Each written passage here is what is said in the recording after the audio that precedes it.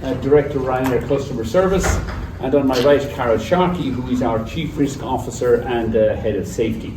This is part of our policy this year of bringing more of the senior management to press conferences and also giving them some more experience of dealing with the fourth estate.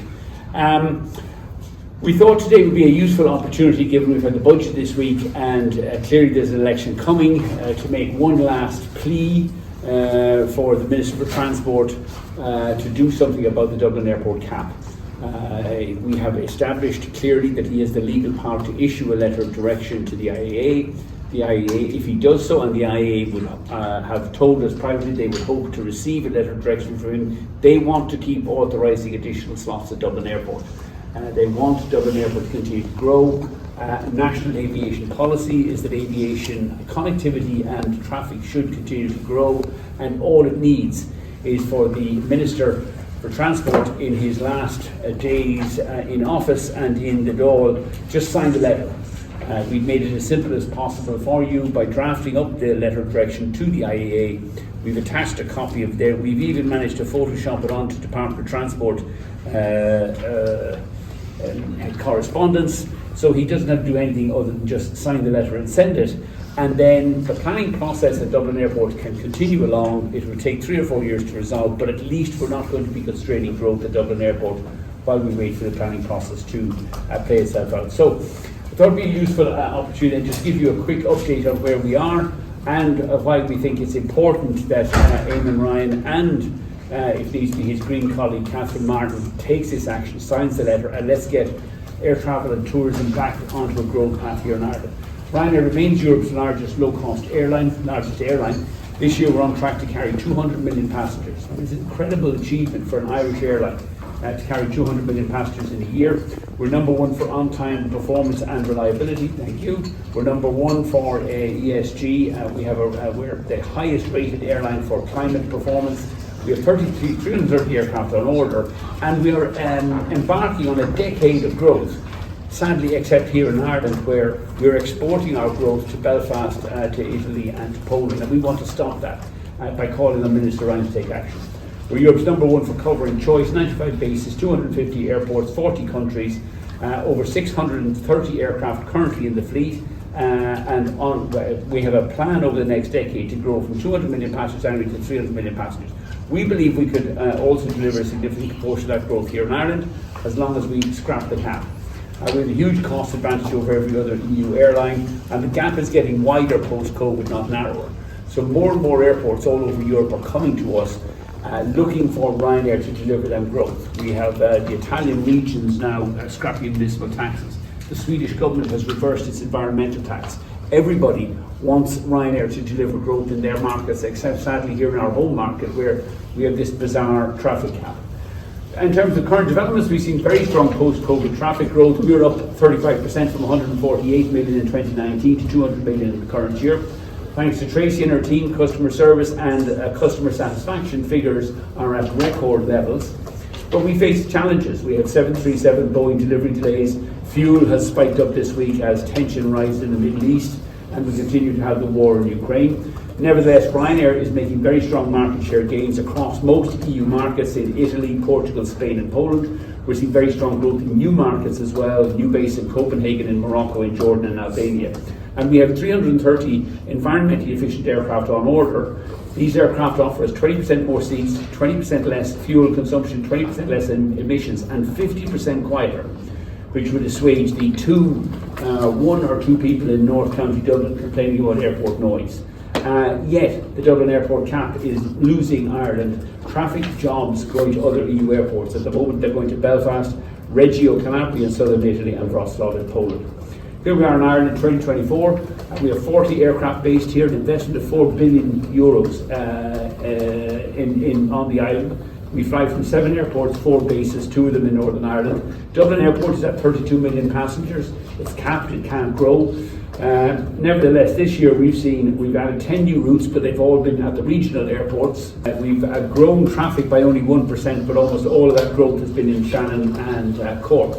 And that is not traffic that is fleeing from Dublin to go to Shannon and Cork, as some of our politicians would have you believe. We are on our own back growing inbound traffic into Shannon and Cork, but the growth is not sufficient to make up for the losses at Dublin. But our investment here in Ireland is supporting about 22,000 jobs, and we are by some distance the number one market share in Ireland.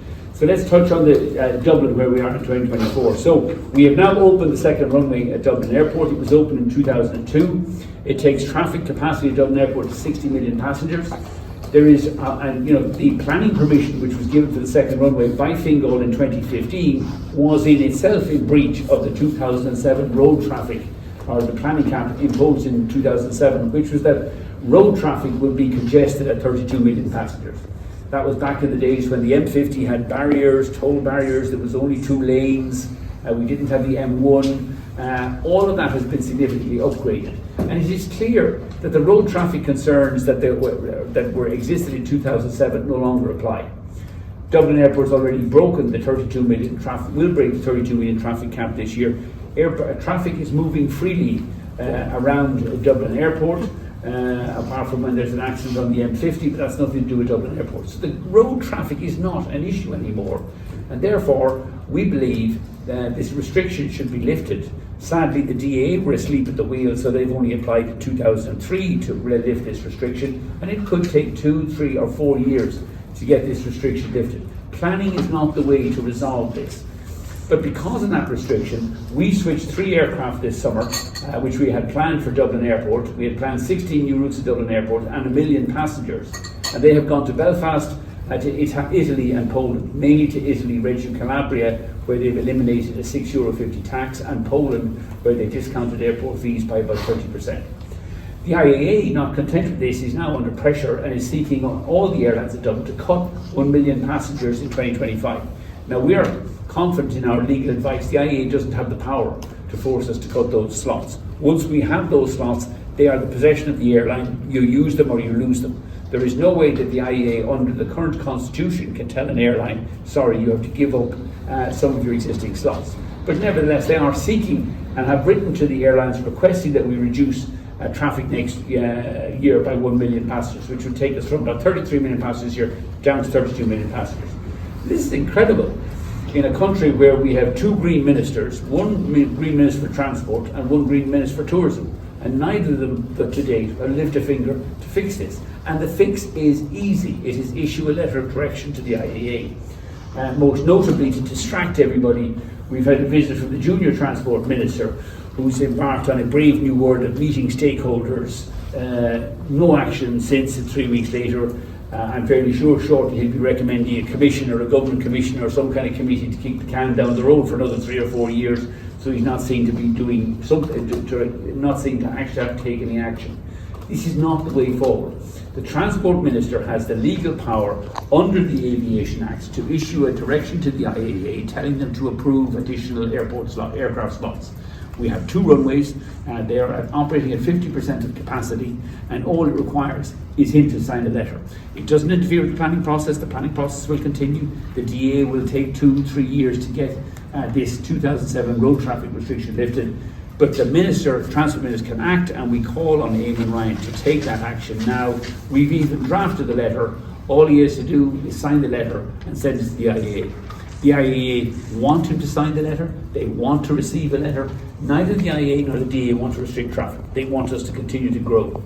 And all that it requires is for Eoghan Ryan to sign the letter. If he doesn't, Dublin Airport is a national gateway. It's not some local Fingal issue.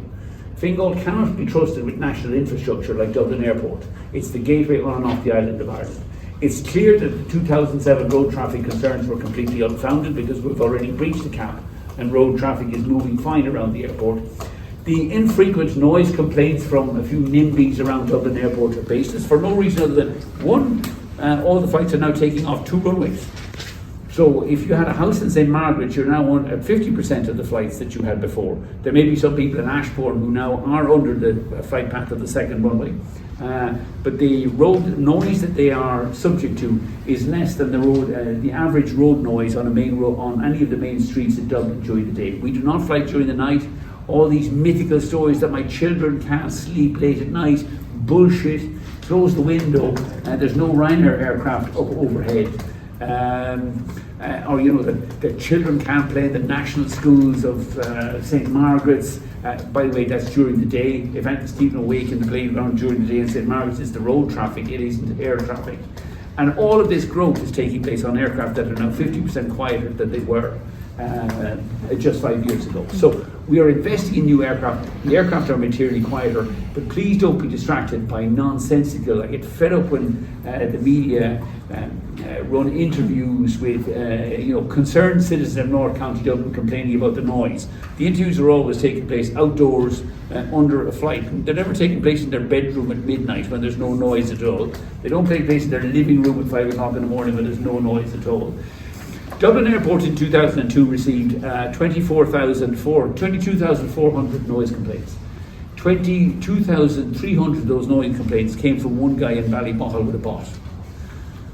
Otherwise, there was less than 100 noise complaints. It's complete fucking bogus. There's some no-name out there who has promoted himself onto the Ballybottle Community Council, which you should Google, by the way. It doesn't exist. There is no community council in fucking Ballybottle. It's some fucking mad loony with a fucking or with a bot who has nothing else to do with his time except try to make a name for himself, complaining about non-existent noise at Dublin Airport.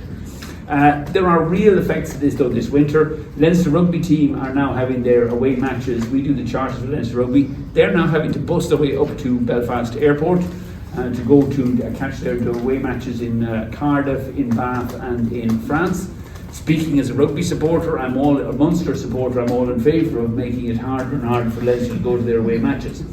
They've cancelled Christmas because the children's Lapland flights to see Santa Claus are now having been moved to Belfast. In fact, our CFO, who was on is bringing her children up to Lapland this winter, has already received a letter from her tour operator announcing that, by the way, Santa's moved to Belfast. He's no longer in Dublin. The flight is going from Belfast. And you're going to Lapland on a 1 day or a 3 day. It is very tough on the children moving them up to. We will at Dublin have 220,000 less seats this Christmas. Our annual extras have not got slots. Already for Christmas, our fares, that means we have 20% less seats. Fares already are up 30% over 2023, and we will achieve or hit my prediction of €100 one-way fares in the last 2 weeks in December, or the last people booking to get home here for Christmas, unless they rotate or move through Belfast or they get the ferry. We'll be paying €500 one way. And as it isn't enough, the IAA are now seeking a 1 million passenger cut in 2025. They don't want it. IAA want to see growth here. But because of ministerial inaction, principally the Transport Minister, Eoghan Ryan, and also his able colleague, that noted tourism visionary, Catherine Martin, all this growth, all these jobs are being sent elsewhere. And this is in conflict with their aviation policy. So we have an aviation policy in Ireland set out by Minister Eoghan Ryan: enhance Ireland's connectivity, foster growth of aviation enterprise, support job creation in Ireland, and maximise aviation's contribution to Ireland's economic growth. All of which fall by the wayside when he won't just sign a letter to the IAA, which would solve and remove the traffic cap as an issue for the next 3 or 4 years while the TA applies its planning. And to make it easy for him, we printed off the letter, we sent it into his department, and we please just sign it. There's an election coming in November. You're not running for election. It's not like you're taking any great political risks. You haven't done anything in 4 years as a transport minister. Before you close the door and turn out the lights, sign the letter and send it off to the IAA. And at least you could look back on your period. That'd be the only achievement you could refer to in your 4 years or 5 years as a Transport Minister for Ireland. And now Tracy's going to brief you on the wonderful work she's doing in customer service. Great. Tracy. Thanks, Michael. Thanks, everybody. Just a couple of bullet points from me, really.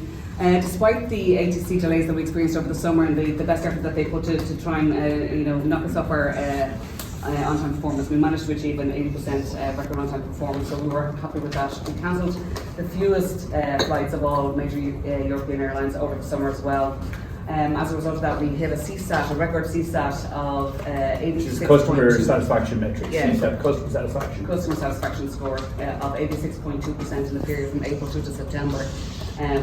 Best we've achieved so far. We're very proud of the OTA deals that we've done. We really feel that we're protecting customers from price gouging and all of the elements associated with online travel agents. We've 14 deals done to date, and we're really bedding them into the customer service process. We deliver a lot of self-service. We have to manage 20 million passengers a month. We couldn't do that without a lot of really good self-service. Our web and app is probably the best in the industry. 98% of customers use it every single day, every time they need to deal with us. So very successfully rolled out some more initiatives in relation to that. We involve customers in our planning process. So we have a customer panel and a We're Listening programme that involves bringing customers into Ryanair head office and listening to what they have to say about how we evolve the whole customer experience. Last panel we had in April, we had 17 attendance candidates from 8 different countries. So it's not just Ireland, England, it's really across Europe, and we're taking them on board all that they have to say about what we're developing. Self-service kiosks, huge advantage in airports. Most of our major airports now, 45 of them, have self-service kiosks. Nobody wants to be queuing to drop the bag, so this is a huge game changer for people in relation to just being able to get the bag out of the way quickly. Our day of travel app, it's the best in the industry. I'm super proud of what we've managed to do on that. What does it mean? It basically, in your phone, everybody's used to carrying a smartphone now. We manage the entire customer experience on day of travel to our day of travel assistant. Everything from 24/7 flight updates, so you see exactly what's going on with your flight, when it's arriving, when it's not, if it's slightly delayed, we tell you about that. Check-in, seats, bags, adding any additional products, payments are processed in the app. Order to seat, which we launched this summer as well, is phenomenally successful with our passengers. Over 100,000 passengers using Order to Seat every single day. This is, the people sitting at the end of the aircraft not wanting to wait for the trolley to get down to them. They just place their order before they take off. And people at the front of the aircraft as well. And people at the front of the aircraft as well. So hugely successful, and we're delighted with the uptake of that. We provide dynamic flight updates. So nothing's worse than sitting in the airport wondering what's going on, what gate am I at, what time is my flight leaving. We tell you that all the time. Every 30 minutes people get an update in their day of travel app. We push videos out from our operations control centre in Swords. That's the hub of where all activities happen and all decisions are made. We tell customers what's going on. We're not like other airlines. We're kind of like people wandering in the airport going, what the hell is going on? We tell people what's going on. Fair, other airlines don't know what's going on. They don't know what's going on. Yeah. I think we don't leave it to airport staff to advise the customers about what's going on. As a result of the work that we've done on Day of Travel Assistant as well, we've seen a 25% increase in customer satisfaction. Again, people saying we love the way you're communicating with us, particularly if we have a delay or a diversion or something happens that knocks us off the happy path. So we are really happy with that stat. That's incredibly important. We will continue to deliver great online service and web and app services as we move into the summer and we get ready for the summer 25. We'll have some new announcements coming in January. Yeah, thank you, Tracy. And it's remarkable the work that the customer service team have done. I think one of the great innovations over the last 18 months has been the kiosk check-in. You go to a place like Dublin Airport now. In the old days, we needed 2 check-in desks, 2 agents to check in one flight. We now have 2 check-in desks and 1 agent and 2 check-in desks to handle about 2,000 flights. Mm-hmm. There's nobody at the desk anymore. Passengers, 20% of passengers checking in a bag are doing it all self-service, putting on the baggage tag, bringing it in themselves. So there's no queues. As Stan said, at Dublin, it's become a much better experience for those, the minority of passengers who are still checking in a bag. And we want to continue to innovate. The Day of Travel app is phenomenal. Even I'm a convert now, and I'm a digital retard. And I think it's become so successful now, we're probably going to move towards, I think sometime in middle part of next year, we will do away with all boarding passes, paper. It will all move on to online, it will move on to the app, and it will all be done on the app with no paperwork in the process, be more environmentally efficient, and it will be much more cost efficient for us as well. So in summary, Ryanair is Ireland's #1 airline. This week we are reported to be carried 19.1 million passengers in the month of September. The Aer Lingus carry about 16 million passengers in an entire year. We now do that in about 3 weeks. We're continuing. We have a 6-year plan to grow traffic. Even in Ireland, we think we could grow from 20 to 30 million passengers a year. But we need the cap gone. And the cap can be removed by simply getting our transport minister to sign this letter. The junior minister was mumbling something about 2 weeks ago, not sure that legally he could do this. We've checked with senior counsel.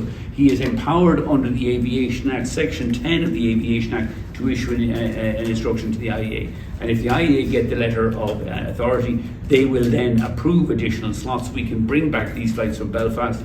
We will bring the aircraft back from Reggio and from Poland for summer 2025. It's doable. We're calling on Eoghan, and please, after 5 years of inaction, just sign the letter before you leave and retire back to Ranelagh. Customer satisfaction is hitting record levels.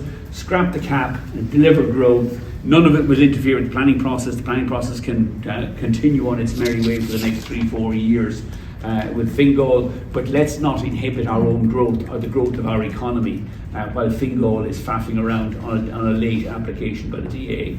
In Ryanair, we sent, as a result of the cap, we sent 3 aircraft, 16 routes and 1 million passengers to Poland and Italy. Irish tourism needs urgent government action. It is reasonably simple. You look around Ireland, Dublin Airport is one of the areas where actually we have infrastructure in place. One of the things Dalton Phillips, when he was running the DA, did very sensibly during COVID was build a second runway. And you look all over the Children's Hospital, bike sheds, security huts. You know, we're incapable of delivering fucking infrastructure either in an efficient or timely manner. Here's a case where unusually the government has the infrastructure and we're not allowed to use it because somebody in Fingal in 2007 was worried about road traffic concerns that are clearly no longer valid. So we call on Eamon Ryan, issue the letter, sign the letter and issue it, please. That's all you've got to do. Do it now before you get to the general election, where if the Greens will get wiped out anyway. So you better do something useful for your 5 years in office.